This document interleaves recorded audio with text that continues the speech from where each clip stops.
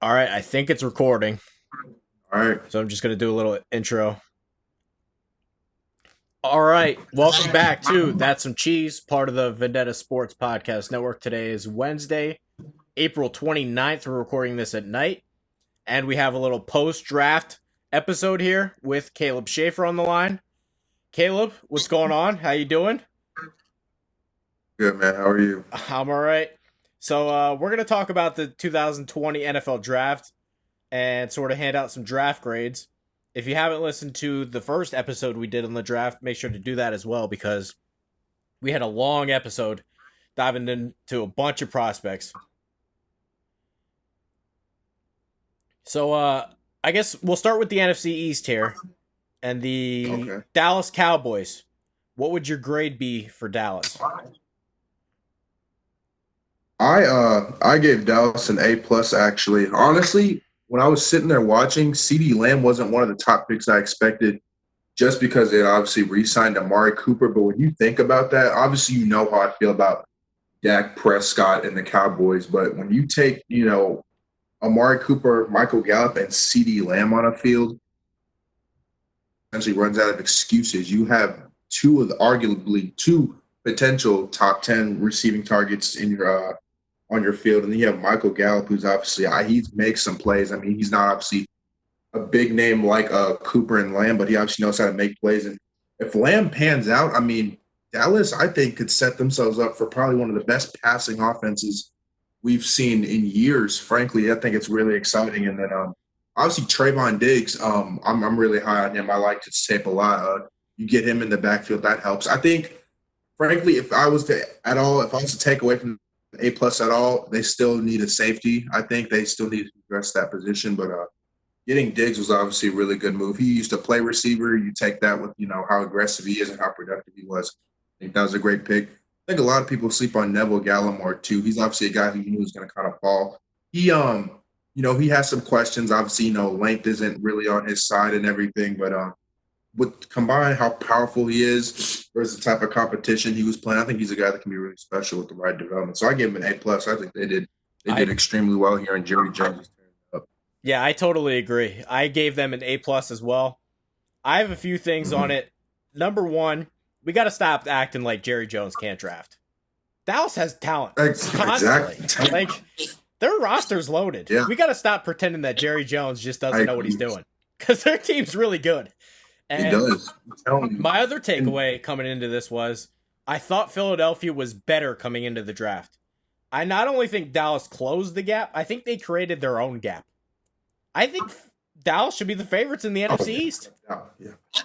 You talking about CeeDee Lamb, Mhm. Trayvon Diggs gives them probably a number 2 corner. Neville Gallimore in the third Yep. round, I'll take that. Reggie Robinson, I think could be a good slot guy. How did they get Biotish in the fourth round? How do you go from Frederick to Yeah, Biotish? that's What a that dream really scenario! surprised me. Seriously. Honestly, I was sitting there and I was watching it. The fact that he was still, I was so lost as to why he was on the board because for pre-draft evaluations, I mean, you're a Remington Trophy winner, like you're the best lineman in college football. In the fall to the fourth round as a center, I was shocked. Then to see the Cowboys pick them up, with Travis Frederick retiring, I mean, that's as good as it gets. We'll be able to play right away. I mean, we'll see. I think, it's a really talented line, so we'll have to see. But you take a Remington Trophy winner and you grab him in the fourth round. I wouldn't be shocked if I see him on the field, and that's your center for literally the next decade if you do things right. And Crazy. so that was huge. I was shocked to see him fall that far, but for the Cowboys to get him, you're right. I mean, people try and chalk Jerry Jones up to just some senile old man who doesn't know what the hell he's doing, but that guy is as smart as they come. And I'm telling you, I actually, who knows? I was talking shit about the Cowboys obviously the past few months, but that may change. They may really not only be able to win the NFC East again. I mean, they won it, but it was couldn't even make the playoffs. That was embarrassing. But they may be able to run away with it this year just with the type of draft they had. I was seriously impressed on all fronts. Yeah, I agree. Even someone like Bradley and I in the fifth round, I think they hit everything. Yeah, I honestly, it's interesting. I was watching his film, and the film itself is fantastic. Guy plays his ass off, sets the edge really well. His hands are as good as I've seen. I know I would have He's just trouble. not athletic, but he's a good player. Yeah, exactly. So we just got to see how they develop. I think maybe he's a situational guy. I doubt he's an every down guy just because a 4.93 40 at end. You need a lot better than that. But from a technique standpoint, with the right coaching, he could definitely come in on situational downs and make an impact. You just never know. So I'm excited to see how it turns out for him. All right, let's move to the New York Giants here. I gave them a B plus. I kind of like what they did. But what is your grade for the Giants? Yeah, same as you, a B plus. Wow. I thought it was I thought it was good. Andrew Thomas, fantastic selection. I was convinced if anybody except Andrew Thomas, who was the first two tackles off the board? I think it was Thomas and Thomas, and then I think it was Wills with Cleveland. Yeah. If anybody but those two had came off the board first, it'd have been a clear mistake. I mean, don't get me wrong, Becton and all them, they're solid. Becton, Wirfs, and all them were solid, but I think those two pound for pound are the best tackles we were dealing with. So to be able to grab them, for the Giants to grab Thomas, I mean, I don't know how I feel about Daniel Jones still, but I at least know he'll have protection on his blind side with Thomas. That was a perfect pickup. I like Xavier McKinney a lot. It'll be interesting to see how they utilize him. But with how versatile he is, any defensive back getting coached by Nick Saban is going to know what the hell he's doing. He's going to be useful in a variety of ways. I think it'll be no different with McKinney. Darnay Holmes is someone who I think a lot of people have slept on. I mean, it's UCLA, they're not necessarily contenders in the college football world, but I just love how aggressive he plays. He's not afraid to tackle. Little undersized, I'd argue, but he plays way bigger than he is, I'd argue. So it'll be interesting to see what he does. Yeah, I love their draft. And I think, 6 months ago, I said Andrew Thomas was the best left tackle in the draft. I got a lot of heat for it. People came after me. And I saw, they don't know months ago, I saw a lot of mock drafts where he was going to go into 20s, maybe late first round. It's like, what are you guys looking at? Like, no, he's unbelievable. I'd have been shocked if he was still on the board with the first 15 picks.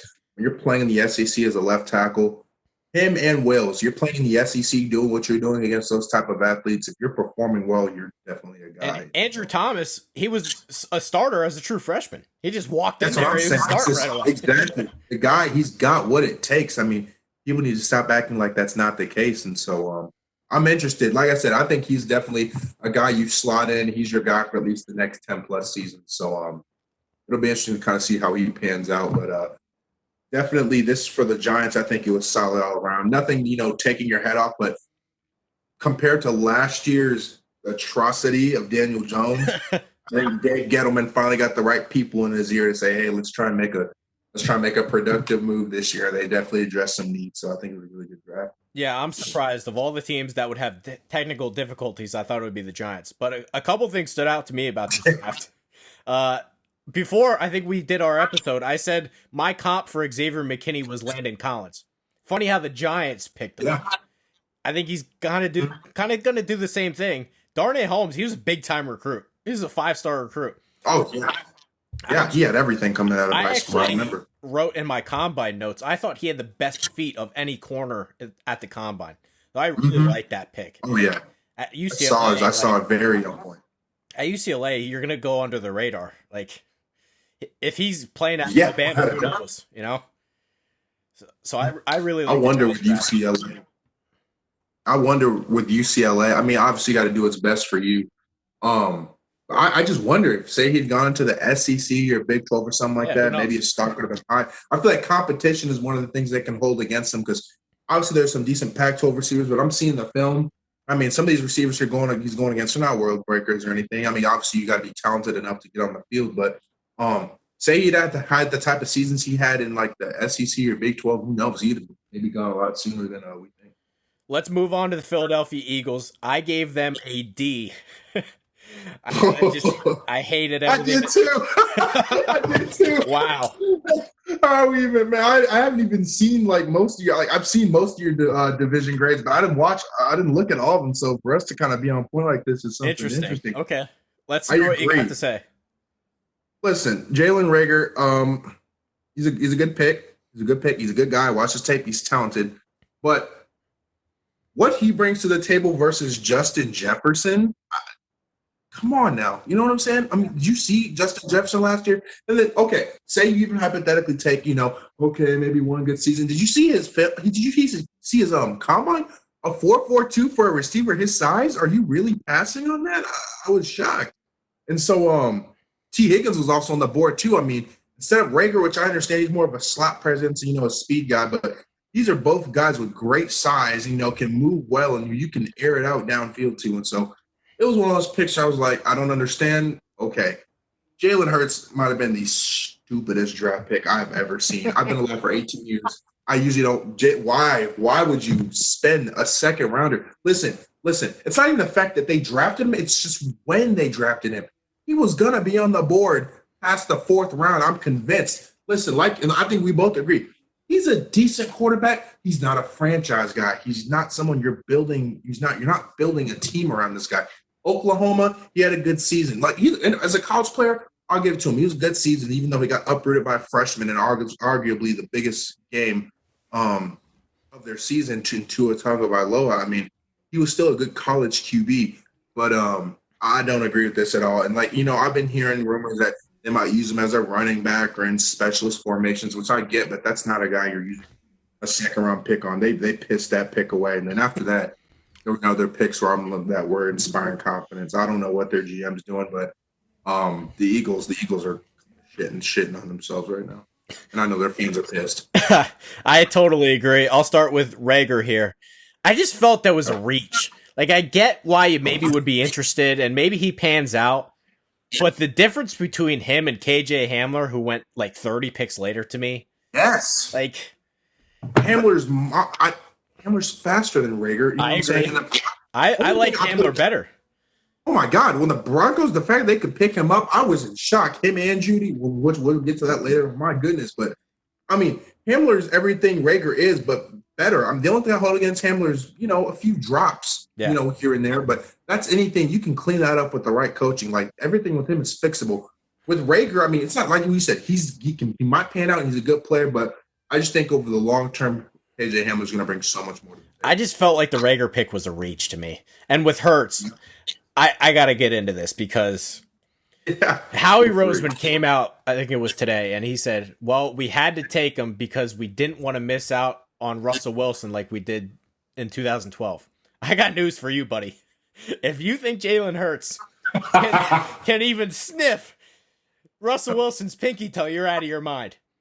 Absolutely. Russell Wilson, I think people forget this. Russell Wilson, I'll have to double check this. I think he threw for 35 touchdowns at Wisconsin. Nobody does that at Wisconsin. Nobody. No, they're running school. Nobody does that at Wisconsin. Jalen Hurts threw the same number of touchdown passes this year as Taylor Cornelius. Are you going to take him in the second round? Oh, my God. I don't even know who that is. He was the Oklahoma State quarterback. I don't even My point is, that just goes to show. People have good years in the Big 12. What Hurts did in the Big 12 isn't anything special. Baker Mayfield was better than him in the Big 12. Lincoln Riley makes everybody look good that he has. Exactly. What are we doing here? Exactly. I just don't understand how Howie Roseman could watch him and say, we missed out on Russell Wilson, so we don't want to make that mistake again. I don't even believe it. If anything, I'd look at maybe Jacob Eason and say that just for Jacob Eason's a guy, obviously I'm not comparing him to Russell Wilson because physically they're on two completely different scales, but as an entire product, maybe Jacob Eason's a guy I'd look at and say, this is a guy we definitely don't want to miss on. I mean, he's a strong arm. He's still developing as a QB and still has time to go, but that's a guy I'd look at and say with the right coaching, he could be something serious. I'm not looking at Jalen Hurts and saying that. I'm sorry. I mean, and I've seen it from the games to we both even kind of texted back and forth watching the Senior Bowl. Wasn't anything impressive.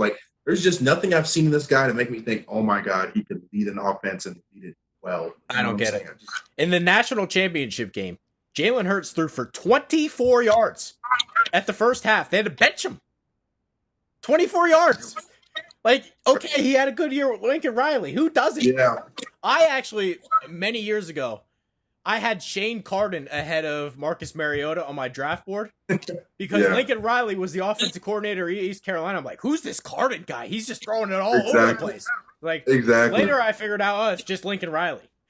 It is. And I have to make this point since we're on this. This is a small. First, one of two things. Lincoln Riley, good quarterbacks coach. He gets his quarterbacks where they need to go, which is the league. But I'm tired, and I'm so tired. I might write a piece on this. I'm tired of Oklahoma being thrown in the college football playoff year after year. Why do you keep giving them the hope that they can come in and compete when time and time again they've been smacked over and over again. It was hard watching it against, what was it, Alabama 2 years ago? Yeah. This past year, LSU. It's a joke. These games are a joke. Stop breaking their hearts time and time again. They know in their hearts they don't belong either.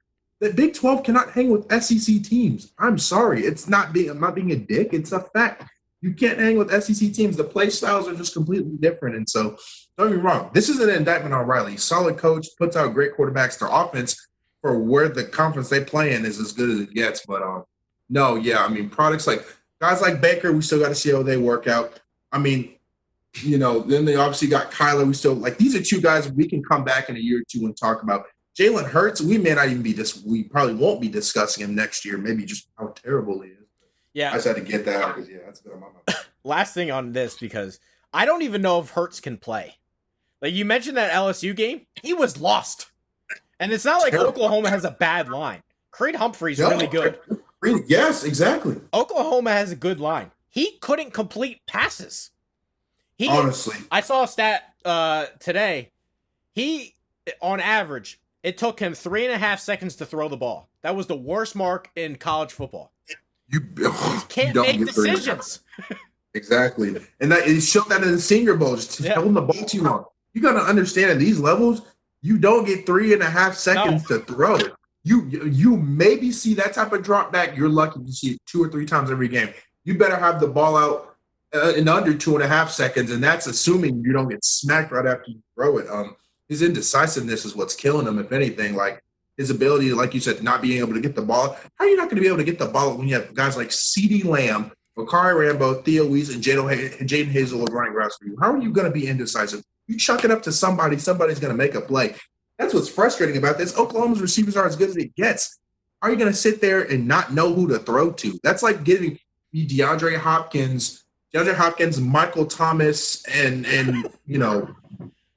for Antonio Brown, even though he's not in. But you give me 3 of those receivers and say throw to somebody. You think I'm going to sit there and go, I could go there. You're going to throw the ball up and say, hey, make a play. It's the same thing at Oklahoma, and he just didn't even realize it. Yeah, I totally agree. Let's get to the Redskins. I gave them an A-, but I don't have a ton here. The only reason why I gave them an A- is because of Chase Young. I pretty much hated everything else they did. But when you get yourself a Hall of Famer, you got to get an A. So that's frankly, they probably deserved it. They got a B+ for me just because the Chase Young pick, they were going to get nothing lower than a B+ from me. Like you said, instant Hall of Famer, come right in. Frankly, they didn't even technically need him. Kerrigan and the guys they have are getting the job done, but that's just, I agree in those picks that, like, for value, you just can never pass up, and he's one of them. Obviously, getting rid of Trent Williams, I mean, it sucks, but something they had to do. He's clearly unhappy, so. Sadiq Charles, they brought him from LSU. I saw some of his film. He's decent. Ceiling is nowhere near as high as Williams, but it'll be interesting to see what he does. Antonio Gandy Golden, I was hearing that name a lot from Liberty University. Obviously, he has things like the competition deal. Obviously, I don't really know what type of guys he was playing against. Obviously, good size. We got to see if he's worth anything, especially with Dwayne Haskins. Honestly, though, this is really under the radar, but I really like Khalid Hudson. Physically, not the craziest in my mind, but he's like, once again, Michigan's a school where defensive players know how to be versatile, and it's no different with him. And so I don't know. He's going to have to work his way into the depth chart, but I'm interested to see what he can bring to the table. All right, let's move to the NFC North here because I don't have anything else in the Redskins. You did well with Chase Young. Yep. Let's start with the Chicago Bears. I gave them an F. Woo! What did you give? I think you're a Bears fan, actually. What did you give the Bears? I am a Bears fan. I should have given them an F looking back. I don't even know why I was as kind as I was. Wow. I was generous and gave them a C. And looking back, I want to know why, because I have something to say about this. This was a joke. I've been a Bears fan. Listen. I got used to losing, not being worth a damn under Jay Cutler and, whatever, having to deal with Mark Barkley even a few years ago. I'm tired, and I get it. We passed up Mitchell Trubisky, Patrick Mahomes. We're never going to hear the end of it. I get it. I wanted to be a believer in Trubisky just because, it was kind of a new age, Ryan Pace, just like I was trying to be a supportive fan. here's my thing, and I even, I'm tired of people I was tired of people trying to throw him, Trubisky out the door last season. Like, think about it. 2 years ago, we went 12-4, and we were literally, all it took was Cody Parkey getting his shit together and getting the kick for us to get past that first round. And obviously, last year was a down year. Like, it's kind of up and down. I can deal with that. What I can't deal with is a damn tight end room 10 people in it. That's what I can't deal with. Who needs 10 tight ends? Like, I understand, these are paid professionals who, are taught to see what we can't see, but I don't know. You're not seeing enough if you got 10 guys in your tight end room.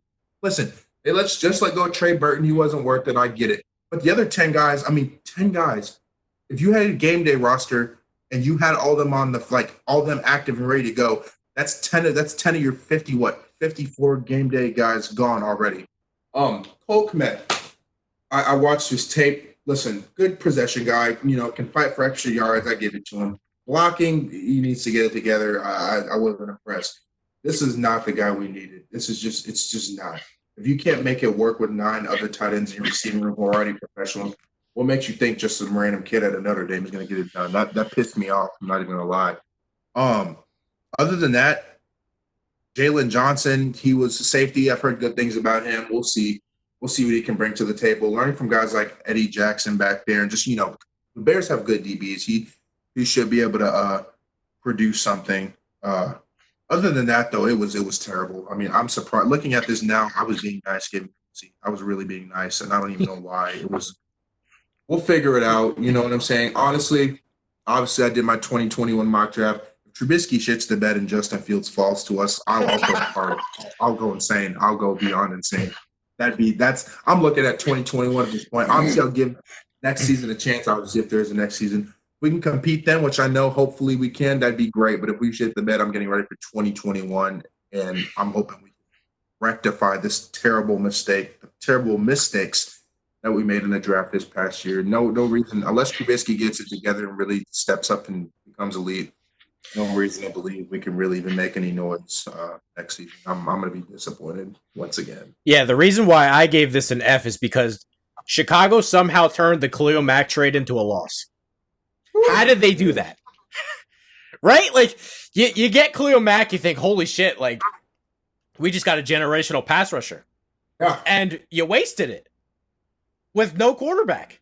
And he's going to take the field again, and you're going to be in the same spot you are right now.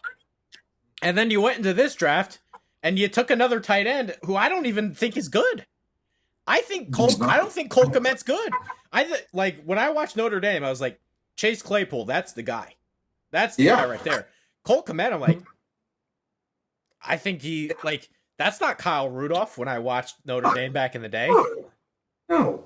This At the very least. This is a very bad tight end draft. Like, I didn't think Cole Kmet is any good. If this is a good tight end draft, I think he goes in the 5th, 6th round. I was looking too, even at the combine. I'm like, no tight end here is sticking out to me.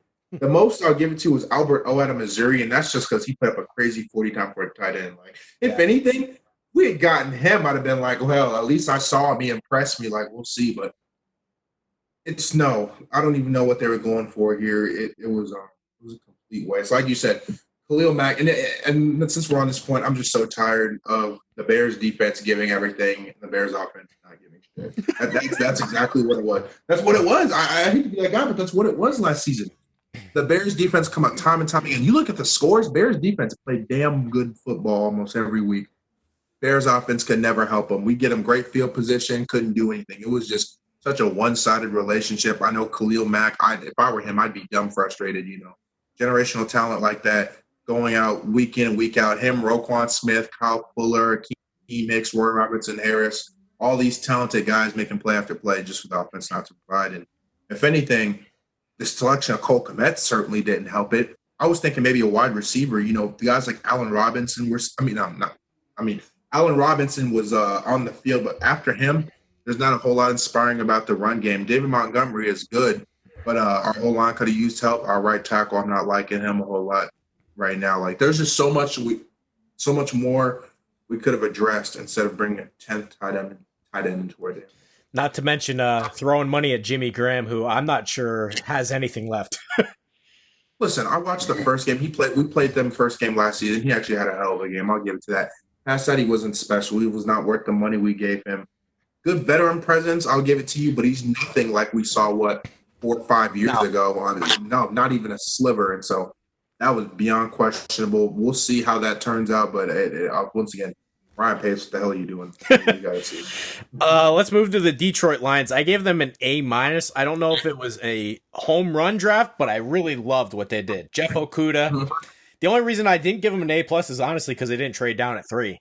I think they could have maybe collected some extra picks and got Okuda anyway. Oh yeah, yeah. But to get DeAndre Swift at 35, who is maybe my number one running back, that's great. Julian Okwara, I liked. They get 2 guards I like with Jonah Jackson and Logan Sternberg. I think the Lions did very well. Your notes are pretty similar to mine. It was the same way. I didn't even think about that trading down at 3. You're right. This was such an O-line heavy class. I mean, I would have been shocked. I mean, actually, no, I would not have been shocked. Okuda would not have made it out the first 15 picks, that 10 to 15 range for sure. But if the Lions could have, like you said, traded back, got some extra picks, and got still managed to grab Okuda, this would have been an A plus, and they probably would have had the best draft out of anybody. But still, grabbing him, Darius Slay's out the door. You need immediate help. He's going to provide that crazy playmaker. I mean, hell, I watched him pick off our QB in person when we played them and got 76 laid on us. So I can tell you firsthand the talent is there. DeAndre Swift, I was shocked he fell out of the first round. That guy's a certified baller. He's my favorite running back. He's just so exciting to watch. I just love everything about him. He's definitely going to go great in the backfield with Matt Stafford. And then, like you said, Okwara, I mean, that guy, he can ball. He can really ball. I hope he's in the right system with them, which I think he is. But he'll be able to make some plays. Like you said, those 2 guards, Jonah Jackson, he's been around forever. Experience is on his side. He knows what the hell he's doing. Ohio State linemen are just, they've been consistently good. And then Stemberg, he's just those Kentucky linemen. I mean, he just knows how to maul people. I mean, if anything, they tried to, they got on him for, his penalty flags, but his answer to that was just like, I'm playing the game the way it's supposed to be played. And he's a son of a bitch. He's aggressive, goes to the whistle, and he has everything you want, a lineman. And so technique and discipline and stuff like that, that's stuff you can coach. And they definitely all around. It was just a great draft for the Lions. We'll see. We'll really see what they can do next year. All right, let's move to the Green Bay Packers, who I give an F. And the number one thing I want to talk about is this is not Aaron Rodgers. Aaron Rodgers could have been the first pick that year. Aaron Rodgers was arguably the best quarterback in that draft. When people talk about Jordan Love, they're like, well, maybe he's the 4th best guy. This is not Aaron Rodgers. And Aaron Rodgers slid to 24. Green Bay moved up for Jordan Love. So they're trading away picks. And the only reason Aaron Rodgers fell back then was because quarterback contracts were outrageous back then. Those rookie contracts weren't the same. Like Sam Bradford, he's rich forever just because these rookie quarterback contracts, so nobody wanted to take Rodgers because, like, shit, I can't afford another quarterback. It's not the same anymore. That's why Rodgers fell. This is not the same thing. Jordan Love, like, you better be ready to sit him for 2 to 3 years because he's not even close to ready. And this is a team that went to the NFC title game. You gotta, like, this window is very short. That's the time. And they got nothing. Yeah, exactly. And still, I mean, what was the stat? Since Rodgers has been in the league, he's thrown touchdowns to 1 first-round receiver. It's a joke. Listen, and I wrote my notes. This is a C. And, like, not quite an F, but a C. The long-term implications if you were rebuilding for Jordan Love, fantastic. Get a guy. Rodgers will be out of here probably the next 3 to 4 years. And so say the Packers have had a mediocre year and we're just trying to find a way. I get this 100%. But like you said, they were right there to competing for the Super Bowl. You add a dynamic receiver with that pick you traded up for, you're in the Super Bowl. Because I watched the Packers last year. They're solid. I love what I was seeing. They just honestly need another good receiver behind Devontae Adams, and Rodgers wasn't falling. But Jordan Love. So if they're making this pick, this tells me really maybe one thing, and it's Rodgers maybe at the door sooner than we think. or I don't know, maybe Rodgers has had tension with certain coaches and people in the Packers organization sometimes from what I hear. So maybe they're preparing for him to, just surprisingly up and walk. And, if that happens, maybe this is the right pick. But other than that, there's Jordan Loves in every single draft. They could have waited another 2 to 3 years to find a guy like this, without a doubt. Maybe better. I watched this film. He's got an arm on him. He can throw it downfield, but I mean, his mechanics and whatnot, just kind of look average. He's not a guy who's inspiring a lot of confidence. And playing in the Mountain West, you're not necessarily going against the best DBs, or on the NFC. In the NFC, especially, you're going against top end secondaries every week. AJ Dillon, decent pick. I liked him in college. I mean, I think they got him when they should have. He's a decent pick. We'll see. Obviously, clearly, Aaron Jones is a hell of a guy. You love to see it, but I think if they're bringing in AJ Dillon, maybe Jamal Williams might be on his way out the door. I don't know. We'll see. But that was a decent pick. But other than that, I didn't really like anything else. And like I said, not addressing the receiver position is going to – if the Packers fall short again, I'm coming right back to this, not addressing receiver, because that's really the one thing you need. Their defense is as stout as it gets. But if they had added that receiver on offense, they could have really set themselves up. They really pissed this opportunity down the drain, especially by trading up for this guy. My thing is, I don't think anybody they picked actually even helps their team. Like, Jordan Love's not going to play. No. AJ Dillon, he's the third back right now, right?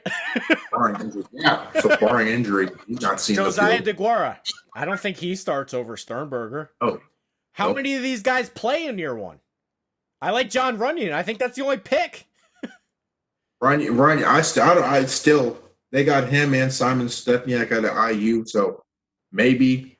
But then again, the Packers' line is decent from what I understand. I mean, everyone that you just mentioned, I wouldn't be shocked if they have to sit here and learn. And in the draft, you always want 1 or 2 guys who come in and compete right away. So in terms of, instant impact, the Packers really pissed away this opportunity. Let's move on to the Vikings here. I gave them a C+, and it's not because they had some good picks. They had a lot of depth, but they already had depth. How many of these guys are stars? How many of these guys turn into real impact players? I like Jefferson. I think Cameron Dantzler in the 3rd round was a good pick. Yep. Outside of that, I don't know how many of these guys help you. It just feels like a lot of roster depth to me. I agree. Looking at it too, I agree. Like, Jefferson, fantastic pick. Like I said, the fact he fell as low as he did surprised me. And like I said, he should have been off earlier. He's going to definitely be a guy for the next 10 plus years. But like you said, it is a lot of depth. Jeff Gladney, good pick. He'll play right away. We'll see how impactful he is. I just quite don't know. But like you said, guys like Ezra Cleveland, Troy Dye, Metellus, KJ Osborne, they need time to develop, but they could be something decent. They could be something decent. They're developed correctly. They'll need a few years, but I like it. Nate Stanley, why would you waste a pick? You can literally just sign him as an undrafted free agent after just, I don't know why they did that. He couldn't move the ball at Iowa. Exactly. And now, what, you think he's going to come in and upend Kirk Cousins? No. Kenny Willix out of Michigan State. I've seen it. He's athletic as they come, but strength-wise, he's got ways to go. I think tackles could honestly handle him once they get his hands on him. He's a situational guy, tops, but he's not inspiring a lot of confidence in me. I gave him a B-. I think wasn't bad. Like you said, depth building draft is never a bad thing, but for a team like you said that's also on the rise and literally, we're in the playoffs last year. You got to get some guys who can get you up and get you a little farther than you were last year. Yeah, I agree. Let's move to the NFC South here. Atlanta Falcons. I gave them a D. And the biggest reason is because A.J. Terrell, there's no chance in hell that guy's the 16th best player in the draft. There's just no way. Jamar Chase, I think he killed him. Like, he buried his embarrassing performance. I do like Marlon Davidson. I like Matt Hennessy, but you don't have a lot of picks here. Maybe 2 or 3 guys even play. I don't love this draft at all. A.J. Terrell, I don't know. I'll be honest, because I try to look at it from a broader scope. Did Jamar Chase kill him? Yes. It was embarrassing to see. It was terrible. Overall, if you take it from the whole picture, like you said, 16th best player in the draft, I agree. It's probably not quite. But with Desmond Trufant at the door, they needed somebody, and if it's the best available, we'll see. He could prove us wrong. You never know. You never know. But if he has performances like he did against Jamar Chase and that becomes consistent, I'm scared for that secondary. Marlon Davidson, he's good, but he wasn't the answer. I was hoping a guy like however you say it, Kelvin Chaisson out of LSU. That's who I had them taking. He'd have been crazy. Pairing him with Dante Fowler has to add a little weight, but he'd have been really impactful. He's just so strong for his size. I thought they were going to get somebody like a true stand-up edge rusher. Marlon Davidson, I don't think he's going to make an impact right away. Matt Hennessy, good pick. Alex Max out the door, so I understand it created a need. For where they got him, it was decent. Like, it's not that the Falcons necessarily made the wrong picks. It's just, for where they are right now, it's nothing that's really going to, help them explode or have a crazy season. And, Todd Gurley, obviously he's in there and like, we'll see if his knees hold up, he'll be a decent guy. We'll see. But like I said, nothing that really inspires, excitement over the Falcons. Let's go to the Carolina Panthers. I gave them a B. All of their picks went to defense. I think it was a good draft. Didn't necessarily hit a home run. Derek Brown, I love. He just kills people. Etor Gross Matos, I think that's a good little flyer there in the second round. Pair him with Brian Burns. You got a little something. Jeremy Chin, I think he actually might be a linebacker. I don't quite know what he is because I'm not sure about his coverage, but we'll see. Troy Pride, I think he had a good Senior Bowl. A lot of picks in defense, but I think this draft makes sense. You're looking at Tampa Bay. How do we make Tom Brady miserable? Well, let's blow it up. I like it. I think they did well. I simply give him an A. I give him an A actually just because they addressed defense. Defense all around was terrible last year. And, they could have stuck their head in the sand and maybe kept trying to throw picks at offense and act like they didn't have an issue, but they acknowledged, hey, our defense is shitty. Let's get it together. All those picks, like you said, Brown, amazing. Gross Matos, he has times where I think he disappears, but if he gets consistent, physically he's as good as they come. He could be a freak in these next few years. Jeremy Chin actually went to high school down the road from me. He's pretty solid, like you said. Probably projects more as a linebacker, but I like his ceiling. And then you pair that with guys like Brian Burns and Kawan Short, who, they can teach them a thing or two. That front seven can obviously be looking pretty scary later on down the road. Yeah, they need to bring Kuechly out of retirement now. That'd be perfect. Moving on to New Orleans Saints. This one is going to be interesting. I think you'll disagree. I gave them an F, and the reason why I gave them an F is I don't quite know why they picked Cesar Ruiz because they just took Eric McCoy. Now, I wanted to ask you this because I think Ruiz can play guard. But if you're going to take Ruiz, why don't, isn't it going to be a team that needs a center? So I didn't really get that. And especially, Lloyd Cushenberry goes in the third round. Is Ruiz 2 rounds better than Cushenberry? I'm not sure about that. Zach Bond, I don't know what he is. He's a 225-pound edge rusher. Is that going to work in the NFL? He got popped at the combine for a diluted sample because he's chugging water. He comes in at 225. Is that I don't know about that. Adam Troutman, he's a Dayton tight end. Maybe we'll see. Tommy Stevens, he's maybe a Taysom Hill flyer, but you come away with 4 picks. I don't love this draft at all. For 4 picks, you're not going to get a detailed look. I personally gave him a B+, and just because for Ruiz, he's versatile. He can play center and guard. I like him for his versatility. Any of those 3 interior positions, he can play, and he can play them well. He always played at a high level at Michigan, which is saying a lot. I'm a Michigan fan, and offense has been abysmal for the past few years, but he was always a guy that I could get excited about. I like him. That was really the brunt of this pick. I just like he's a guy that can slot in there. He's always going to be ready to play. He's just always ready to play, and I like that pick, especially for Drew Brees and whoever comes after him. Zach Bond, I watched the tape. Like you said, 225, the weight's not sexy. They're going to need to get him in the weight room quick. He needs to add some weight on it. Obviously, a diluted sample it causes a little, character concern. But from what I saw, he knows how to get in the backfield. He knows how to get after the ball, and I'll give that to him for sure. We'll see how they utilize him. I don't think he's an every down backer, but maybe you throw some weight on him, and that narrative changes pretty fast. Tommy Stevens, I've never been a fan of. I don't know. He just He doesn't stand out. You know what I'm saying? I I actually don't know. thought he was going to be a tight end. I could see it. I could see it. We initially, our college, we were initially recruiting him at first when he entered the portal.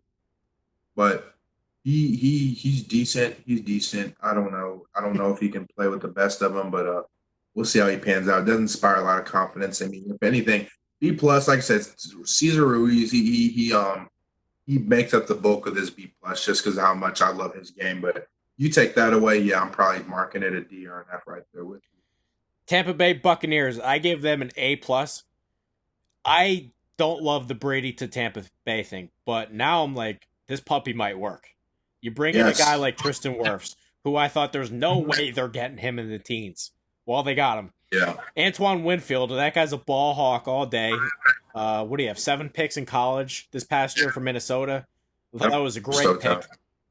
And the other thing that, like, they came away with Keyshawn Vaughn, and the biggest thing is Tampa Bay going to be able to run the ball because Brady's not chucking it 40 times a game like Winston. They need a running game, and Keyshawn Vaughn, if he's the number one back, there goes that concern. Tyler Johnson, 5th round, with such a deep wide receiver class, he's a perfect slot for them. Perfect slot for them. I thought they had an awesome draft. Tristan Wirfs, fantastic. Obviously, you know, he played at a high level, as athletic as he is. Brady's going to be gone in a few years, but whoever comes after him, Wirfs is going to still be there, just performing at a high level. Love everything he has to offer. Winfield, I loved his game. He was, like you said, ball hawk, knows how to find the ball. I don't think he's, the physically like the most gifted, but he knows how to put himself in the right position to make a play. And any safety you can do that is valuable. Tyler Johnson was my favorite pick of this. Tyler Johnson is a straight baller. I love everything about him. He can get after the ball. He can get down the field. Like, as a slot, I'm convinced, obviously Mike Evans, Gronk, Godwin, Johnson's going to be right in there just getting as many targets as he can from Brady. I'm excited about that. I didn't watch a whole lot of tape on Keyshawn Vaughn. Frankly, I just don't know a whole lot about him, but more depth in the running back room is never a bad thing. So, I mean, from what I understand, you like him a lot, so I'll definitely see what he can bring to the table. I'll probably watch his college tape when I get a chance, and obviously look forward to this next upcoming season. Yeah, I don't necessarily know if he's a rock star, but I think Vanderbilt had a horrible line this past year. 2018, he averaged 7.6 yards a carry. I'd say that's pretty good. All of that. Coming from such a bad situation, a talented player, you never know. Let's move the Arizona Cardinals here, AFC or NFC West. I gave them an A plus. I think you're going to disagree, but my reasoning is you have Isaiah Simmons at 8. Yes, they would have loved to tackle, but getting Josh Jones in the 3rd round is a very nice save, and you have to factor in their 2nd round pick is DeAndre Hopkins. Yep. So you can't penalize them for not having a 2nd round pick because it turned into DeAndre Hopkins. Yeah. And even some of the late round flyers. Rashard Lawrence was a really good player this year for LSU. He was their best defensive tackle. And Evan Weaver. Evan Weaver's a really good player. He just can't run.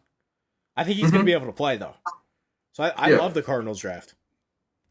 I gave it a B plus for the following few reasons. Isaiah Simmons is as good as they come. I get his versatility is the only thing that saved this grade. If he was just a one-position player, I would have immediately marked him down to something below a C. He's versatile as hell on defense, and I get they're going to use him in so many ways. The Cardinals' defense needs more than just one versatile piece, though. They need about 4 or 5 more. It was tough watching them last year. I think they were statistically, if not close to one of the worst defenses last season. Like I said, versatile as he is, I'll let it go. But a tackle was the way to go. Josh Jones, he's solid. I get it. He's good talent. But I mean, I'm sorry, passing him up for Wills, Becton, or Wirfs, who are still on the board. If this doesn't pan out, I'm telling you, I'm definitely gonna look right back at this article because that right there, Wills, Becton, or Wirfs, you've just ensured Kyler Murray has solid protection off of his blind side or on the right tackle. However, you've ensured he has solid perimeter protection for at least the next 10 years. So hopefully Jones works out. Like you said, hopefully that was a save because if not, I'm telling you, I'm coming right back to this. And, they're going to really wish they'd picked up one of the other 3 guys I mentioned. Simmons is a good pick, but like you said, also B plus just in the terms that turning a 2nd round pick into Hopkins, I respect it. Solid. Definitely solid. Texans, frankly, in my mind, kind of shitted away that pick. But like you said, the Cardinals put themselves in a good position. I can't complain. As much as I wanted to see that tackle off the board, it was a decent draft. I can't fault it. Let's move to the Los Angeles Rams, who I actually give an A to. I've hated their strategy the last couple of years. They're just giving picks away like candy. But when you use a first round pick on Jalen Ramsey, I get it. Round 2, Yep. I think they really hit some picks out of the park. Cam Akers, he steps right in. He'll be their starting running back. Van Jefferson steps right in. He'll take over the Brandon Cooks spot. I love both of those players. Terrell Lewis, if it's not for injury concerns, he goes a lot higher. Oh, without a Getting him in doubt. the third round is great. Terrell Burgess, he was actually my favorite Utah defender this year. I think he's a really good safety. I really love what the Rams did. Like, to me, the Rams were that team, like, they might go 5-11. But honestly, I think they saved their season. I agree. Akers, like I said in my article, I've been following since eighth grade. Like He's on my middle school. fantasy This team. I guy, hope he does well.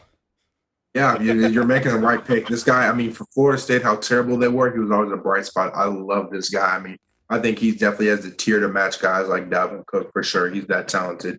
Van Jefferson, I looked at him. I mean, the way that guy moves, combined with just how he can get after the ball, I love it. Terrell Lewis too. I'm telling you, like you said, you take away injury concerns and maybe he can add on a few more pounds, but that guy athletically as good as they come. Alabama always recruits the best athletes, and he's no different. It was overall a great draft. My former teammate, my kicker, Sam Sloman, went in the 7th round, so that was just a great personal moment for us to see. We were definitely all celebrating and kind of going crazy over the phone for him. But I gave him an A. Rams really put together a good squad, and like you said, they're really, like you said, 5-11 is what it looked like, but they really might be competitors again. And I love Sean McVay as a coach too, and so this is really, we could really see some positive things happening for him next year. I might have to pick up your guy in fantasy. All right, he's I'm telling you, I'm vouching for him. He's as good as they come. Trust me. All right. San Francisco 49ers. I gave them a C-. And to me, the DeForest Buckner trade is actually the only thing that saves it. Because I know a lot of people disagree, but when you turn DeForest Buckner into the 13th pick in the draft and then have to not pay him, like, to me, the acquisition cost is too high to give him $20 million a year and then give up a first-round pick. I would never do that. Exactly. So to get that, Javon Kinlaw, he'll step right in and he'll do a great job. I agree. When you build defensive tackles out of a factory, he's going to look like Kinlaw. I think he's going to be a really good player. Outside of that, I just didn't love what they did. Brandon Ayuk, he was on the same team as N'Keal Harry, and N'Keal Harry was a lot better, and N'Keal Harry is not that good. So I didn't get that, why you had to trade up, and you only had picks in the 5th, 6th, and 7th round after that. Jawan Jennings stinks. He can't move. My dad's a big Georgia fan, and he thinks Charlie Warner's not good either. I don't love this draft at all. I think the Kinlaw trade is the only thing that saves it here. Yeah. Kinlaw, like you said, it was the right. First of all, and we'll get to the Colts later. I think they're stupid for that trade, but we'll get to that later. Kinlaw is a great choice, though. Much cheaper, clearly, and he's dominant. I mean, I'm telling you, he's so powerful, so strong. He's definitely going to be a staple in there for a little bit. I really like it. I mean, and like you said, with Buckner, no point paying him that money. You have Eric Armstead and Nick Bosa also on your line. And D Ford. D Ford, yeah, you have enough to get. You have enough guys to get the job done. Like you said, Brandon Ayuk, I don't know how I feel about him. I'm sure, maybe he'll bring something to the table. High impact guy, I don't know. I'm a Georgia fan too. Charlie Warner, he didn't impact much in my mind. Obviously, he was good enough to play at Georgia, and I give him that. But like in terms of a high impact tight end, I don't think so. He's not reaching George Kittle's level. You know what I'm saying? So, Jawan Jennings, like you said, he's okay, Tennessee, but my thing is character concerns. He got kicked off the team for a period of time for going on IG Live and cussing out his coaching staff for something. I think he ran like a 4.7 something too. Exactly. I mean, that compared with COVID, like it's I don't know what that was for. Maybe pick him up and give him a shot in training camp. I mean, in camp, but he wasn't overall it wasn't anything impressive. Like Kinlaw was good. After that, everything else, who knows? Seattle Seahawks. At this point, I'm refusing to grade the Seahawks because I swear to God, John Schneider, he like gets off on this shit. Just let's make the weirdest shit possible. That's like I swear to God, he gets horny off of doing weird shit I constantly. agree. Jordan I Brooks, agree. you know what? Let's just take the Texas Tech guy that nobody's ever watched. He just does Nobody. weird shit constantly. 7th round, you know what? We're not going to take the starting tight end to LSU. We're going to take the backup. And, long-haired tight end from Stanford, yep, we need one of those guys. And just, he's all over the place. I just don't get what he does. But somehow they'll hit on some of these, and somehow you'll look back 2 years from now and like, dude, what were you doing? Like he's weird. Like when they took who is it? Bobby Wagner. I'm like, Utah State 2nd round. I'm like, what are you doing? Exactly. Yeah. He just gets off on it. But somehow it works and somehow it doesn't. So I'm not grading them anymore. I'm done with it. Like you said, the Seahawks, it's such a weird method to the madness. Like you said, that guy, I don't know what his deal is, what he came up in. I don't know. Maybe the whole war room's on weed when they're doing the draft. I don't know. But the Jordan Brooks pick, like you said, I didn't even know who this guy was. I don't know who watches him. Like, I don't get it. Let's hope this turns out like a Bobby Wagner deal, because if it doesn't, I'm shitting on them for years for that one. Damian Lewis was actually a good one. I liked him a lot. I liked. He was solid. I like that a lot, definitely. Kobe Parkinson was okay, but he's decent. But I'm sorry, I don't know how Thaddeus Moss fell as far as he did. Like, I understand experiences on his side, but he had a damn good year. I like him a lot. They definitely should have gone with him. This Parkinson kid, I'll give it to him because Stanford obviously has a great resume with tight ends in the league. We'll see. I think he's a decent receiving threat. Blocking, I'm not too sure. We'll see. DJ Dallas at Miami, the U, obviously they produce some ballers, so it's no different with him. We'll see. I think he's really young, but I think he's really young. We have to see how much experience he truly has. But who knows? No wonder. I mean, you're going to take him late because you're going to see. But Seahawks, once again, weird method to the madness. They'll probably, frankly, knowing them, they'll probably turn at least 2 or 3 of these guys into ballers, and the rest we'll never hear from again in about 2 to 3 years. So it just kind of depends.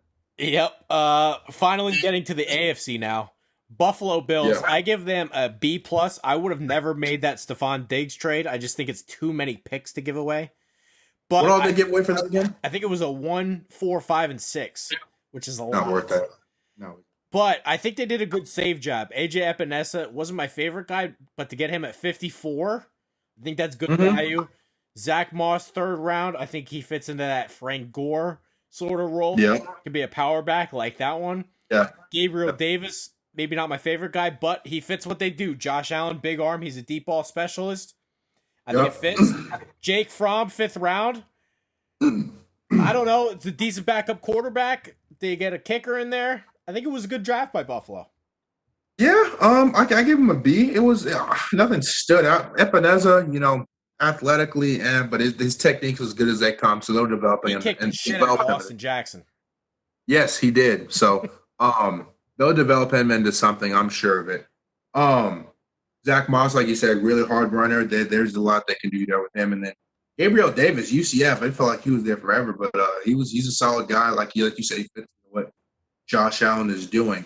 Even though I'm not even the biggest fan of Josh Allen, I understand. He's developing. I'm gonna give him some time, but Jake Fromm, it was interesting. Like I said, as a Georgia fan, I think Fromm was only as good as the talent that was around. I agree. You know what I'm saying? It's not a bad 5th round pick, though. Exactly. For where it was, I agree. If it was any sooner, I'd have been like, "The hell are you doing?" Not an elite arm. Like I said, you got guys like George Pickens. When you have been over the years, been playing with guys like George Pickens and just got him in fantasy. Exactly. it's for what he had around him, he was great. Bills, I don't think are elite on offense, and so will he have to step in these next first few years? No, but like if he ever has to, we'll see what he's learned over the years. He's definitely going to be just learning for a few years, but we'll see what he can bring to the table. I'm sure he can, become, like you said, a serviceable backup. Bills are kind of average to me, but they didn't do a bad job at all. Miami Dolphins, I've given them an A+, and the reason is you get a elite level franchise quarterback that can win you a Super Bowl. That gives you an A+ right there. I don't necessarily love Austin Jackson. I think he needs a lot of work. Yeah, I did. But with the Tua pick, you automatically get an A+. Noah Igbenogany, I think he can go either way.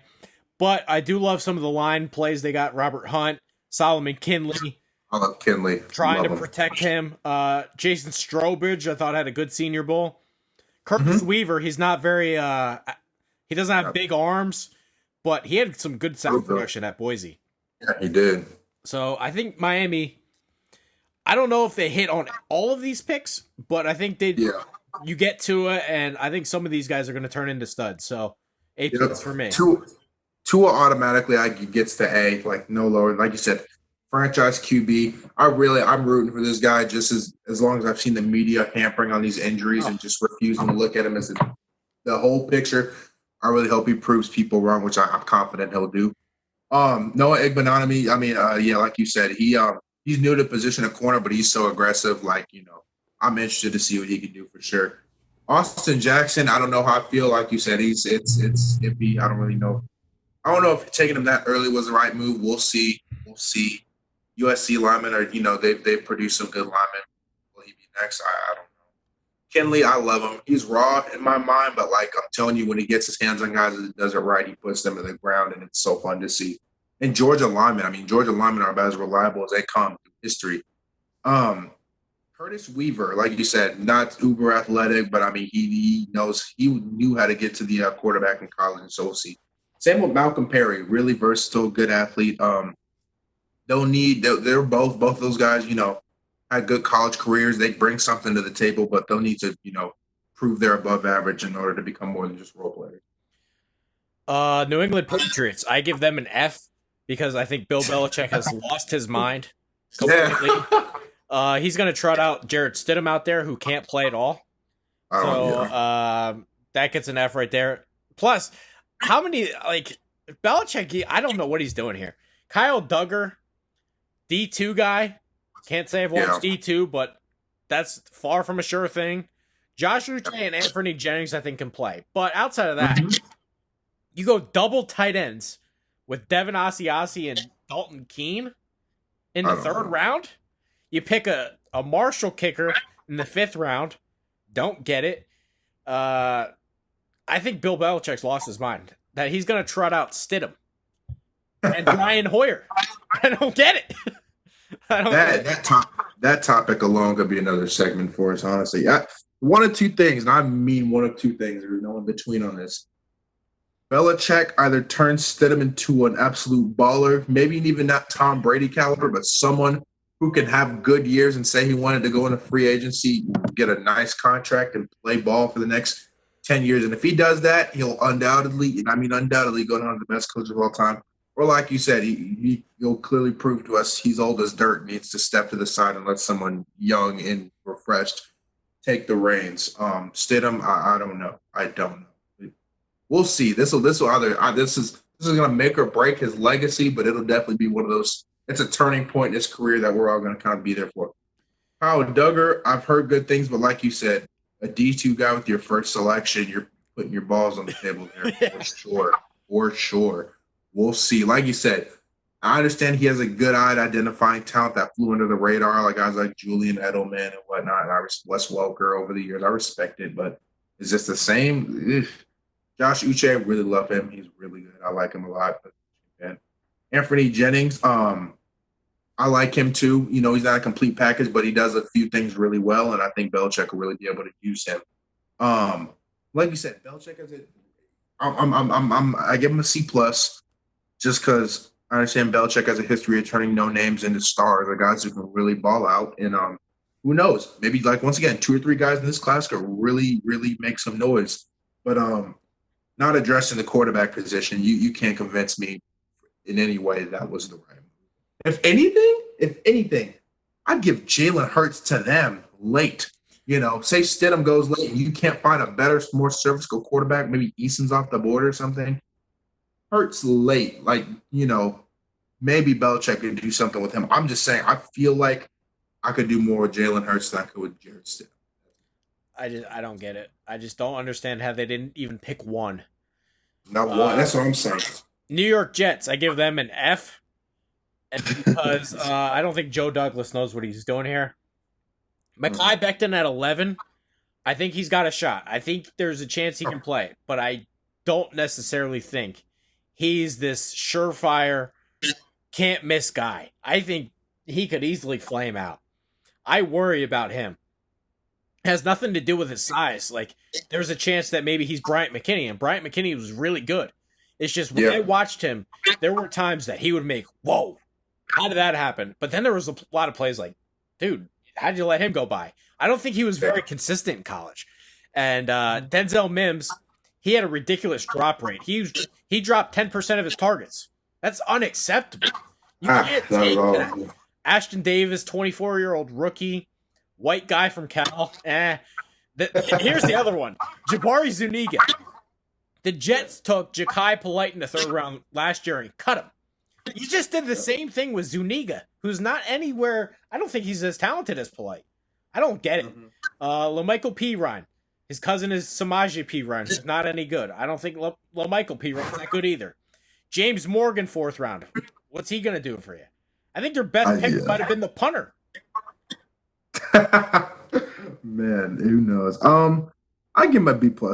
Honestly, I think Becton, like you said, he's raw. He is. Between that size and that 40, I don't care who you are. You see those two things, and you look at the guy and you're like, there's a shot. There's a shot. There's a shot. Maybe, like you said, he flames out, gets his ass kicked. Maybe.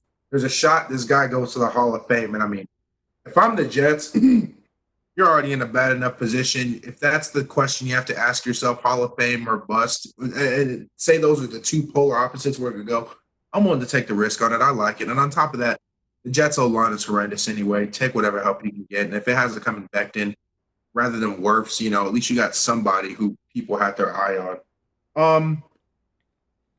Other than the drops, I like Mims, but like you said, I think that's something that can be coached and cleaned up. We'll see. Zuniga, Florida defenders, I don't know. Some are decent, some are dog shit. Depends. Obviously, their DBs are really the only consistent thing we've seen over the years. LaMichael Pirine, kind of a one-trick pony. I love how he makes contact. He's always falling forward, like always looking to,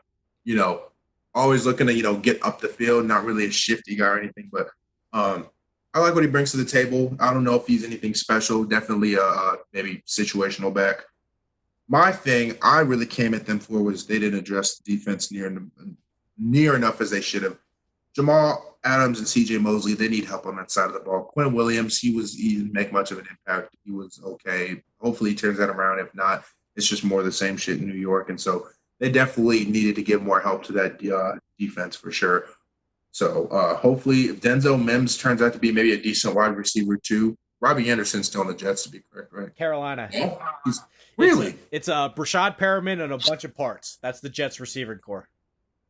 So unless Mims turns out to be different, more the same there. New York continues to have a terrible offense. It's you couldn't pay me to use them in Madden. It's a joke. They might be the worst roster in the league. Exactly. Le'Veon Bell, for taking the money, obviously taking kind of less than what you wanted to go to the Jets, but believe me, he's not going to – not even by his own fault, but just with the lack of resources around him, he's not going to be able to prove he's worth a damn. B+, I actually thought Becton – I like Becton's pick a lot. That's kind of the meat of this pick.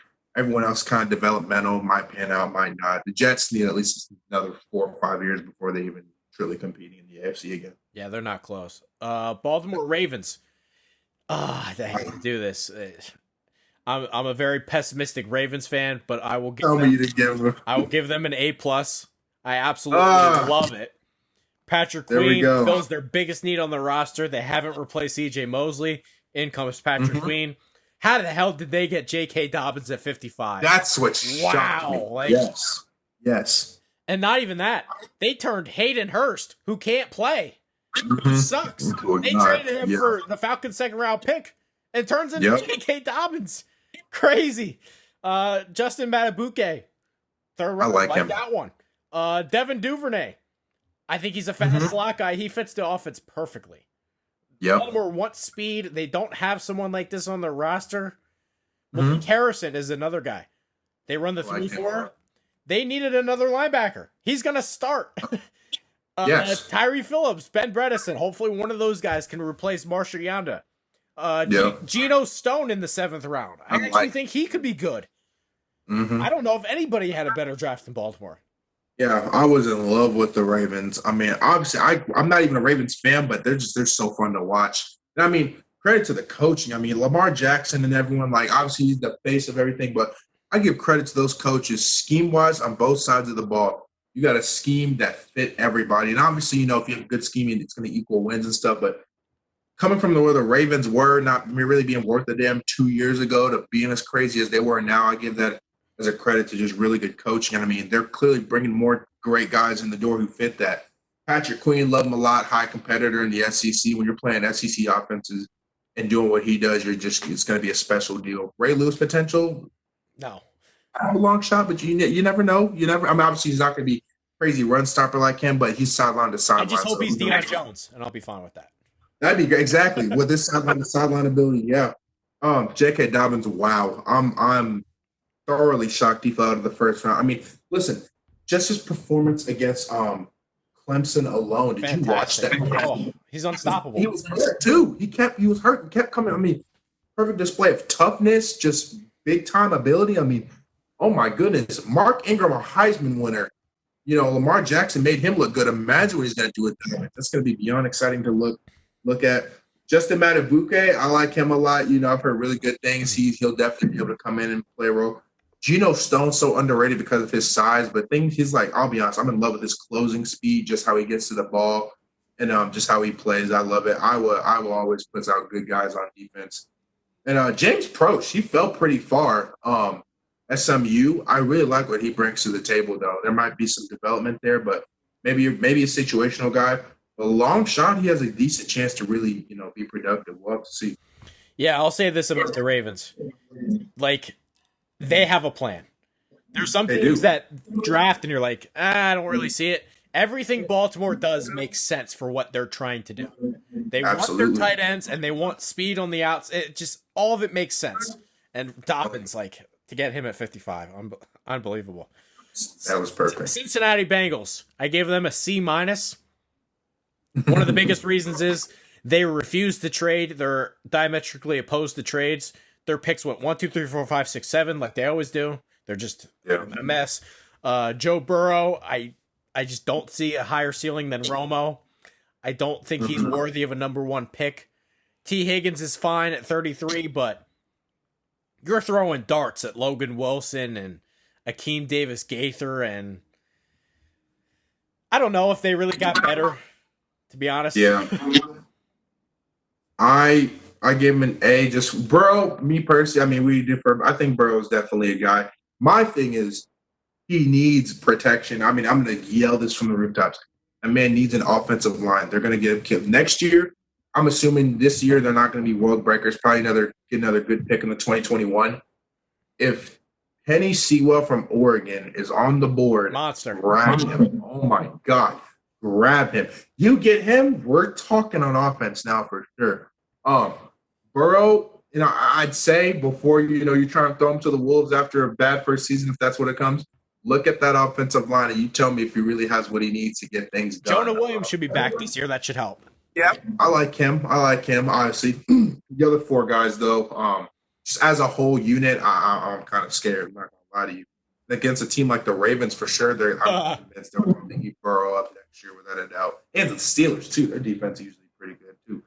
T. Higgins, I like. Deep threat, big body, just powerful. I like him a lot. Room for development on the routes, I think, but he's going to be a favorite target. If hopefully A.J. Green's back, who knows if he'll even be the same now, because how long he's been out. Other than that, like you said, they threw a few darts. We'll see what pans out, but they need at least a few good 2 or 3 more top 10 pick type of drafts before they can really start, turning themselves in. Cleveland Browns, they give them an A+. No more excuses for Baker Mayfield. I've had it. No more. Yeah. Jedrick Wills is now your left tackle. Jack Conklin's now your right tackle. I don't want to hear it anymore. The guy's got plenty of protection. I agree. How the hell did they get Grant Delpit at 44? That was nice. Unbelievable. Jordan Elliott, I think, can play. Jacob Phillips, maybe not my favorite LSU linebacker, but all those guys are talented. Yeah. Harrison Bryant's your 3rd tight end now. Insane. Nick Harris, I think he might be your starting center. I think he's really good. Donovan Peoples-Jones was a huge recruit. Nobody could just get him the ball, though. I think they hit this draft out of the park. I agree. I give him actually a B plus, frankly, just because overall, like for the as a whole body, it was good. Uh Will's absolutely fantastic. Like you said, Baker, we get to see him for what he is this year. If it's subpar, he's gonna be labeled a subpar quarterback. And it sucks, but like that's the reality of it. Um Donovan Peoples Jones, I mean, some people are over the board, all across the board, but he had a fantastic combine. Like you said, he just had terrible quarterbacks at Michigan. Him, Tariq Black, like Nico Collins, those type of receivers. Shea Patterson just couldn't get it done. He's dog shit. Before him. Yeah, even before him, John Corn. Like I'm throwing it. Yeah, these are guys. They're not ballers at QB. They never had ballers at QB who could get it done. Trying to think who the other guy you was. Give him. I'm trying to. Yeah, Jake Rudock. Jake Rudock was the guy there. There was him. There was someone else though. He transferred out. I'm trying to remember his name. It's gonna piss me off because I'm gonna remember it right after we get done. But Michigan's just had a history for a head coach who was a quarterback. They've had a history of not recruiting good guys at quarterback. And I mean, obviously coming into this year, you get like McCaffrey and Milton. No. Yeah, Joe Milton. I think so. They have some decent guys in there. You know who I'd like, just since we're kind of in the college deal, JT Daniels, the USC's in the portal. If we could grab him, I like him through. He might be the quarterback Michigan probably needs to get back. But overall, Peoples Jones, honestly, probably. You're probably right. But Peoples Jones, if he had even a quarterback, say he had a Justin Fields caliber guy or someone, a Trevor Lawrence, he wouldn't have made it at the first 20 picks. I'm convinced. Freak athlete, I love everything about him. Grant Delpit, like you said, I'm surprised he fell that far. Listen, I understand tackling issues are a concern, but any LSU DB, especially a guy like him, you shouldn't be falling out the And first. he's 6'3". He can cover at 6'3". He's going to be able to cover tight ends.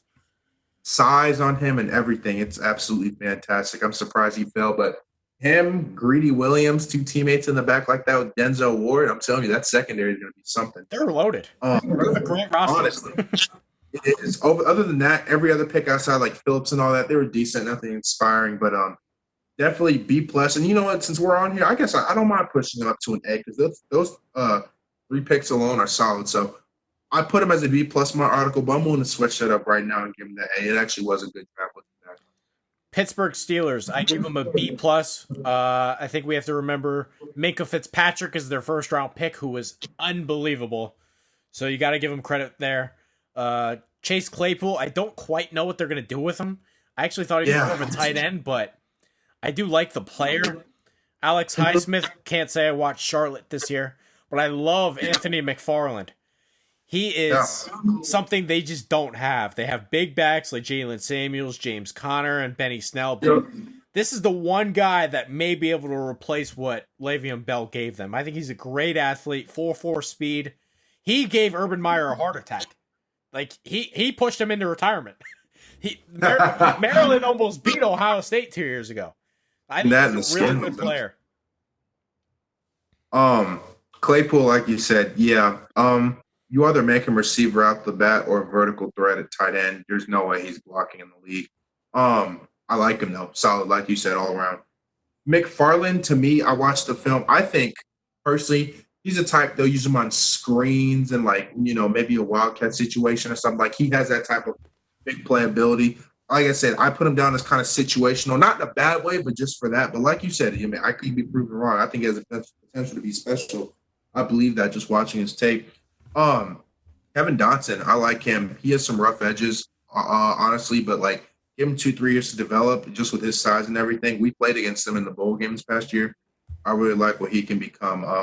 I gave him a C. It was good. They filled some needs. It just wasn't anything impressive to me, but it was a good draft. I can't complain. Average in my mind, but it wasn't bad. We'll see what these guys turn in. All right, 2 more divisions to cover here. We're working our way through. Houston Texans don't have to spend a lot of time here. Give them an F. They traded DeAndre Hopkins for Ross Blacklock. No first-round pick because of Tunzel. Just don't get it. F. Let's see. Why did I give them a B? This should be interesting. I like Blacklock. I think he's going to strengthen the rush, but if you're asking him to replicate just in terms of simple value what DeAndre Hopkins would do, or happen. I think the majority of this came from honestly on a sleeper pick. Jonathan Greenard, he's just really He's the versatile. only pick I like that they took. They can do a lot with him. That's why I really like that. Blacklock and Greenard, like defensively, are addressing things, and that's I always love to see I think that. he's way better than Zuniga. I agree. I agree with that. I can see that. Zuniga, I mean, long shot, we'll see, but Greenard for sure is definitely he's more of a guy. I think. Charlie Heck, crazy mountain of a man. I think like 6'8", 310. He's got some developing to do at UNC. Yeah, I think he came at a UNC. Yeah. He's got some developing to do, but I like him. I like him. I think there's a lot of potential there. If he can get it together, there's no reason.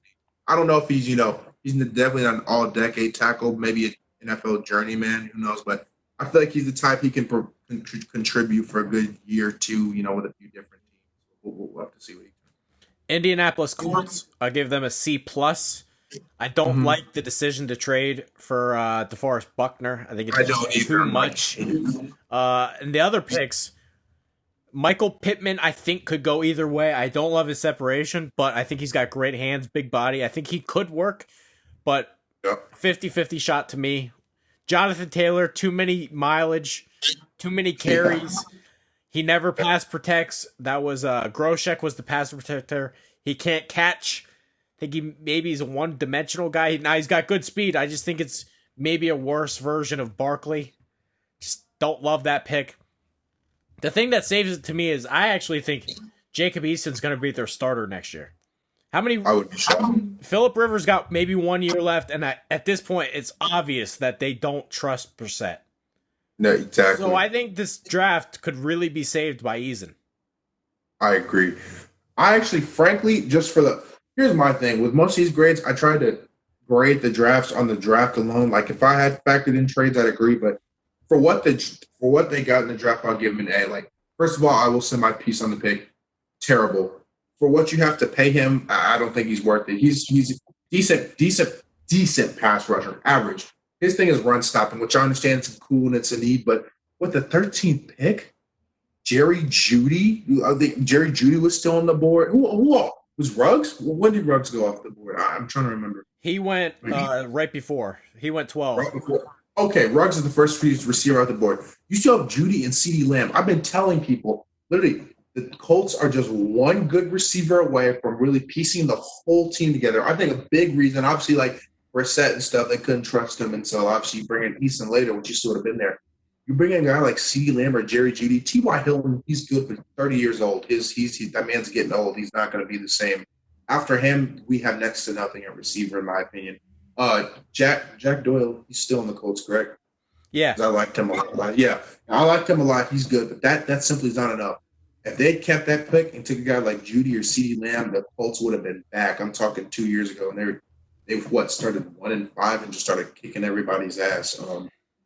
I hated that they traded it away, but like I said, Pittman, I like him. Like you said, either way, I think worst case scenario, possession receiver, maybe catches about 50 balls, 800 yards, a few touchdowns. That's worst. Best case, he could become wide receiver number one. Who knows? I think he has the type of potential, great size, good speed. I think he runs decent routes for what he's got.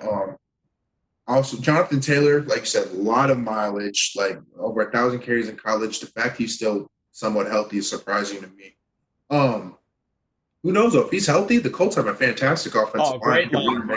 He'll do well there. Exactly. The thing is on him to stay healthy. If he stays healthy, he's going to get the blocking he needs. But him and Marlon Mack as a kind of a two-back duo, I really like. Easton, I don't know. I'm in love with the guy. I don't even know what it is. Like Washington, he wasn't all that special, but I'm thinking long-term down the road. He didn't have a whole lot of experience in college. Obviously, got his job taken by Fromm, went to Washington, had a city year. But that arm, I'm telling you, man, from what I saw, that arm is as good as they come. I love it. It's powerful. He knows how to huck that thing down the field and accurately. And honestly, like you said, Rivers might have a year or two left, but you let him learn behind a guy like Phillip Rivers, who's as experienced as they come. Who knows? He might be ready to go and take the role over. Jordan Glasgow, once again, Michigan guy, but I just love he has his limitations, but versatility is also something you need on defense. He provides it. So For the draft alone, I give him an A. If we factor in that trade, I'm probably agreeing. Yeah, I always say this. Like the thing I look, I have Ease in third on my quarterback list. We have to scout traits. We can't just scout the results. Like Exactly. Exact traits. traits are the biggest thing. And when you watch Eason throw the ball, they're like, okay, I can work with that. He can do some Absolutely. special things. Jacksonville Jaguars, I gave them a B minus. I like the CJ Anderson pick. Caleb Von Chase on good pick. I just I think it was a good draft.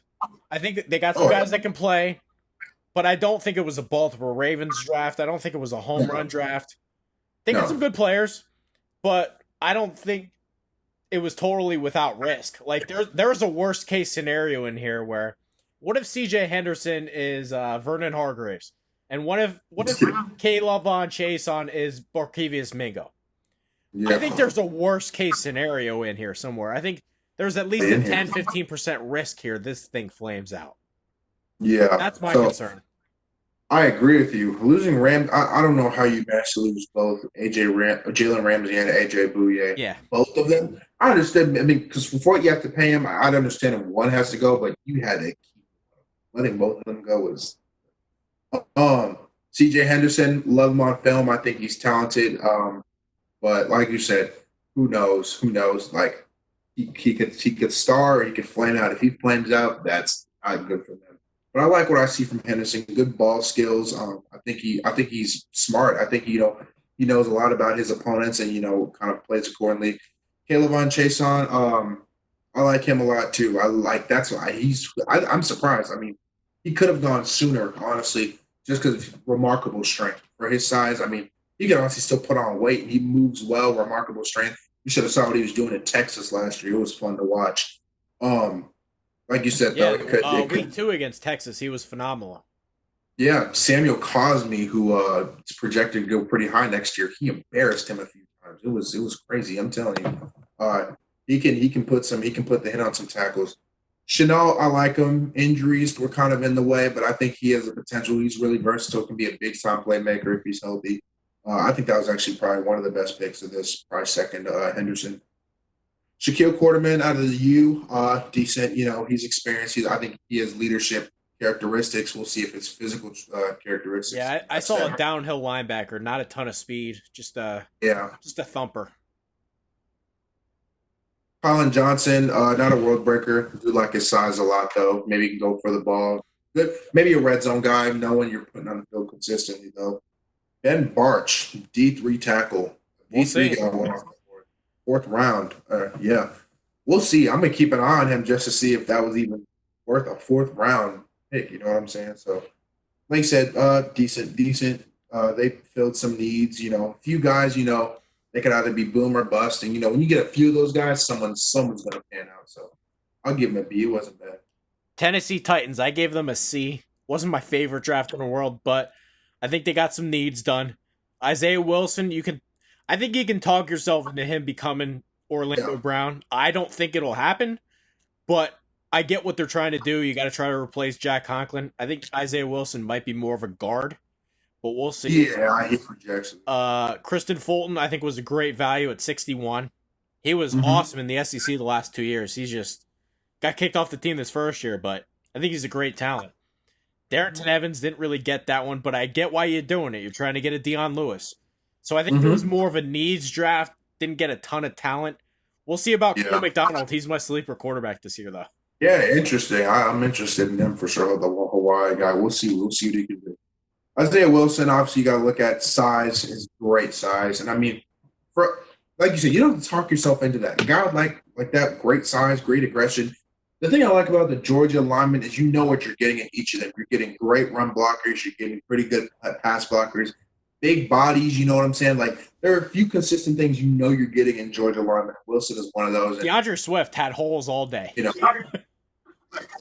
All day, exactly. No wonder he looks so good. And these linemen who are like him, Kinley, and Thomas, trust me, they're going to make some other running backs look pretty good here soon. Derrick Henry definitely just got a lot of help in front of him. Fulton, I liked him. He's definitely in the bolster of the secondary. I think he's a good pick for sure. LSU DBs as a whole, there's been like LSU and Florida DBs are a few DB, obviously in Ohio State. those are three sets of guys. Like if you're coming from that school, I know regardless of what your weaknesses are, you're coming with some stuff, and you can definitely make an impact if you're coached correctly. Like you said, wasn't really too impressive after that, but fulfilling needs and getting as far as they got, I really like the Titans heading into next year. Denver Broncos, last division, AFC West. Woo! I give them an A plus. I absolutely love what Denver did. Yes. Drew Lock has some toys now.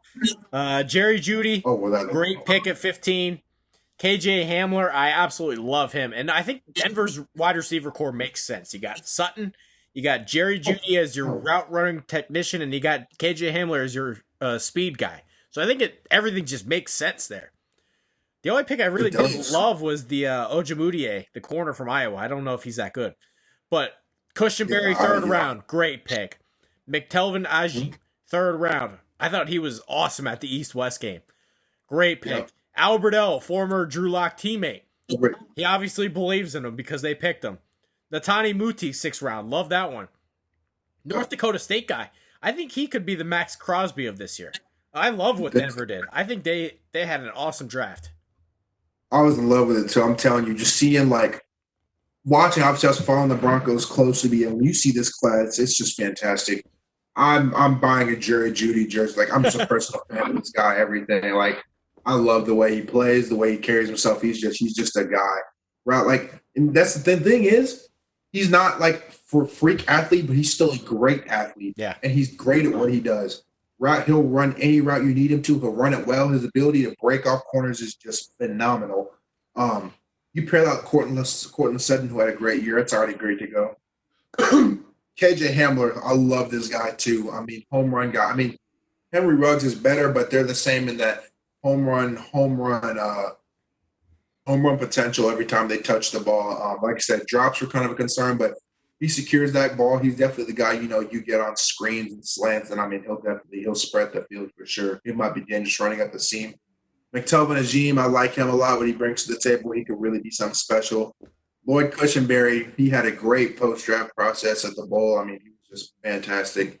And then, Natane Muti, I understand some injury concerns, but when you're bench pressing 44 reps at the combine, you know for a fact strength is not going to be an issue. And I'm telling you, if he stays healthy, he will manhandle guys in the league. Overall, Elway knocked it out the park, just revitalizing the offense, because that was always my big fear with the Broncos. The offense just seems so one-dimensional. They just added so many pieces to it, and I really think the Broncos, that compared with a great defense, they might really be sleepers next season.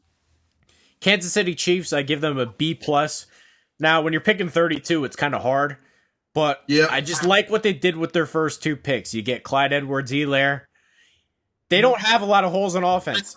You get Andy Reid thinks he got his version of Brian Westbrook, and I can't really disagree. He's a threat out of the passing game too. I just can't imagine what Mahomes is going to be able to do with a running back like that. Damian Williams, he's okay, but he's not like this that could do everything. Mm-hmm. I think Edwards-Helaire is going to be a mix of Maurice Jones-Drew and Darren Sproles. I think he's going to be really good for this offense. And Willie Gay, I can't even think of his. Anthony Hitchens is dog shit. He can't play. They really needed a linebacker, and Willie Gay, really athletic, big time recruit actually. He can cover.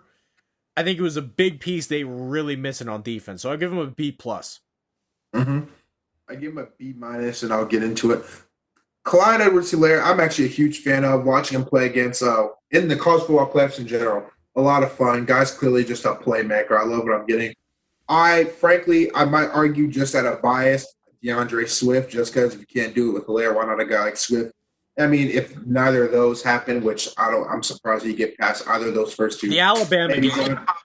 If you watch the Alabama game with Edwards-Helaire, oh my God, it's unbelievable. As a playmaker, I love what I see. That's why, I'm not mad at this pick. I'm actually cool with it. The bias in me want DeAndre Swift, but either way, the Chiefs going to get crazy production out of this guy. Jonathan Taylor is a last-ditch option, but they didn't even have to go that far. That was just in case, Helaire went off the board earlier, which, that was going to happen. Willie Gay, I like him, but there's character concerns. Yeah. So if he stays out of trouble, he'll be really talented. Lucas Niang, we'll see if he can take over for Mitchell Schwartz, maybe. I don't know if they throw him in immediately, but I think, maybe he can come in and play. Maybe he needs some development. Either way, the Chiefs are in a position where they can take those type of risks. You know, you're the reigning Super Bowl champs. You can you can take some risks like these, but overall they fill the needs, got some good guys in there, and I'm excited to see what they can do. So B minus just for after Hilaire, Willie Gay. I mean, the rest of it was kind of here and there, but like overall, they took care of business. I can't complain. Los Angeles Chargers. I give them an F. I don't like Justin Herbert. I think he is Yeah. I think he's the worst version of Josh Allen. So when you miss with a quarterback, it's a 5-year mistake. So I'll give him an F off of that. The only pick I really liked was Kenneth Murray. I think he's got some questionable instincts, but he's a really good athlete, and he just smacks people. Does. Joshua Kelly, I think's okay. I don't even know if he's better than Justin Jackson. Joe Reed's a kick returner. Alohi Gilman, he's like a Drew Tranquil clone. But it's just about Herbert. Like, I don't love him. I really just think he's a poor man, Josh Allen. I don't think he's good. So I here's the thing. Herbert's kind of in the 50-50 range. I personally, here's my thing. I think there's room for him to pan out still. You never know. He's a smart guy. I mean, he is smart. Guy. Give him that. Yeah, that man has the brains. We just have to see. His mistakes and for what he, his whole picture at Oregon, impressive. I understand there's things that might kind of make you go, like getting through read progressions, he's pretty questionable, and sometimes that arm, deep. I don't know if it's reliable. I think 29% of his throws were screen passes this year. Yeah, that just kind of comes to scheme, so it's not a complete indictment, but I get it. You want to see more than just that.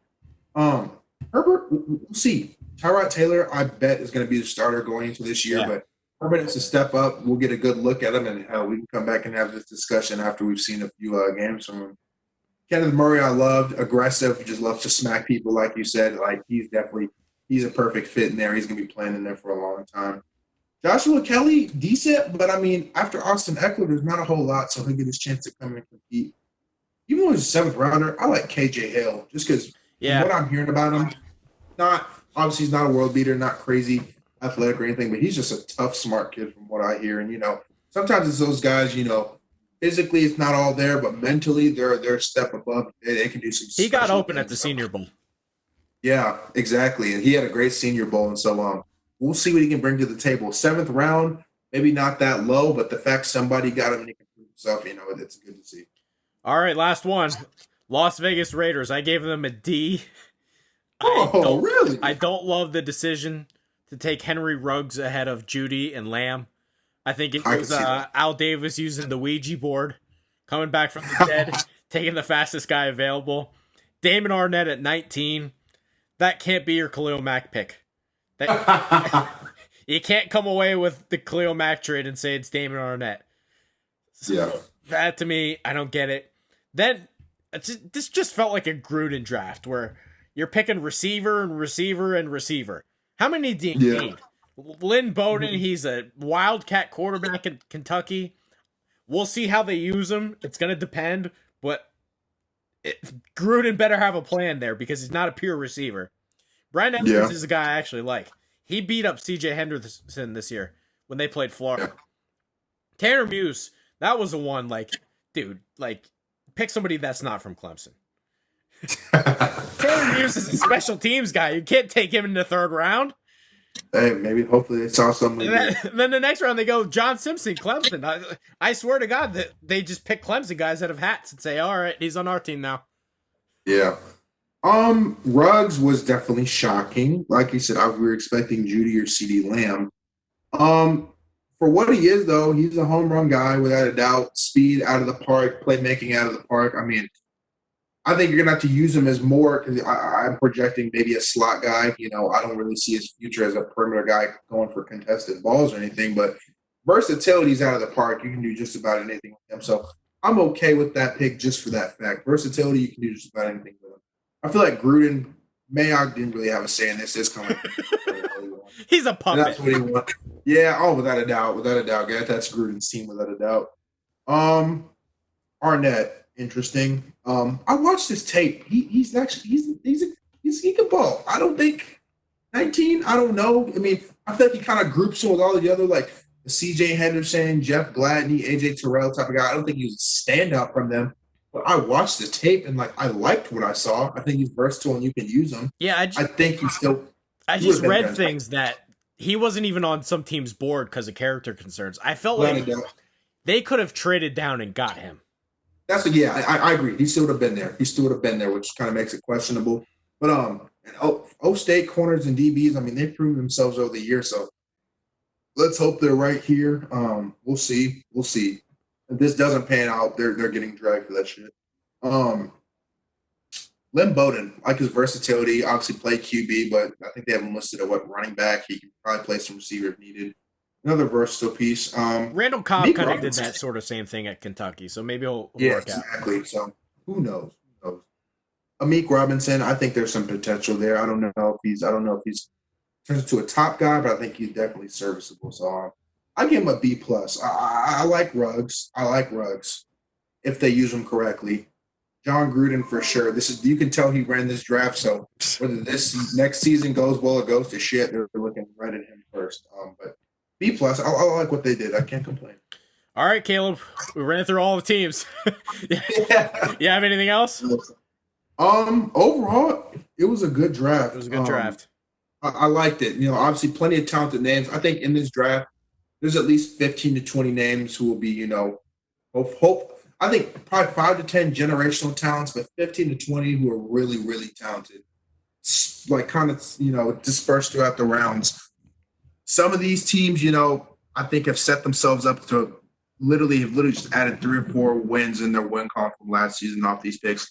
Other teams, their GMs are on crack, and that's going to be exposed pretty soon. Overall, I like it though. I think for some of these teams, this was a good start, but 2021, you got to capitalize. You know, obviously, you're going to see another college football season and stuff, but I think 2020 was like really good, but 2021 with the talent that's coming in, this is about the long game. If you compare really good talent from this year and next year and bring it on your team, some of these teams are really going to start, you know, fucking some people up in these next coming years. So definitely my 2021 piece, you want to look at that for sure, because I think there's some teams who are really just one more good pick away from really making some moves. Yeah. Overall, The 2021 draft should be scary. It could be a better quarterback class. It could be a better wide receiver class. It should be a really good draft. But unless you have anything else, we can call it here. It's getting late. Appreciate you having me, yeah. All right. Thank you guys for listening to That's Some Cheese. Hopefully this video series went pretty well. Until next time, we will see you soon.